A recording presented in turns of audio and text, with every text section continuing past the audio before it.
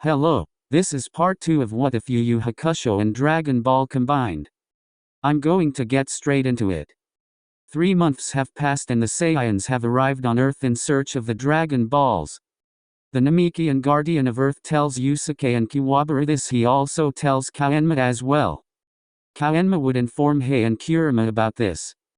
The Saiyans are reaping havoc upon cities. Until Yusuke and Kiwabara arrive. There seems to be 3 Saiyans and they introduced themselves as Kakarot, Vegeta, and Nappa. Kiwabara taunts them, making Nappa infuriated. Nappa tells Vegeta and Kakarot to stay out of this. A fight would ensue. Nappa would try to blitz Kiwabara but he fails. Kiwabara jumps above him and dodges. Kiwabara proceeds to get into a brawl with Nappa. The two would trade blow for blow. Nappa however is stronger and gets the best of Kiwabara, punching his chest, sending him back. On the sidelines Vegeta is amused by their fight. Kakarot however has his eyes on Yusuke. Kiwabara then activates his spirit sword and shows off a new technique. Hundreds of smaller versions of his spirit sword appear behind him. They all are targeted towards Nappa and fly to him. Nappa can't dodge them all, so he gets all cut up and is badly damaged. But he seems to not be finished. He lets his power flare and tries to blitz Kiwabara with a ki-enhanced punch one last time. Kiwabara is frozen. He knows he can't dodge this. Suddenly Kurama is in front of Kiwabara. He would block this ki punch. Kurama then finishes off Nappa with his rose whip. Hei makes his presence known as well. Hei would point at Vegeta and tell him to follow him to another location.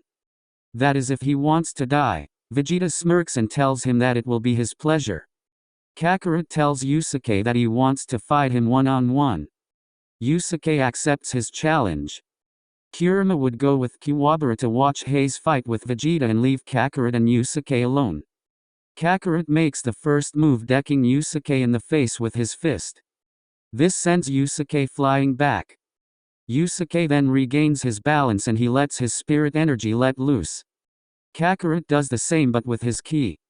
The two go head to head. Kakarot would punch Yusuke dead in the stomach and Yusuke would return the favor by punching him in his ribs. This cycle of trading blows would go on for a while. Kakarot decides to jump back and use a strong ki blast technique on Yusuke.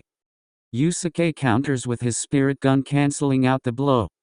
The two then go back at throwing punches at each other. At this point they seem pretty even. Meanwhile Hei is having a standoff with Vegeta. Hei decides to hold nothing back and goes at Vegeta.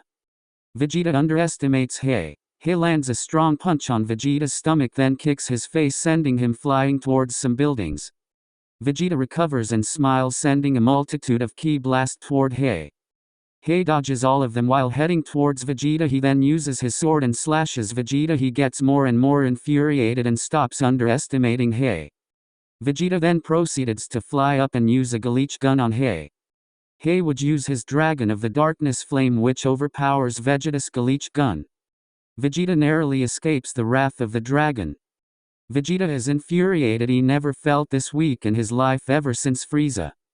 Hei smiles and tells him how does it feel to be at his mercy.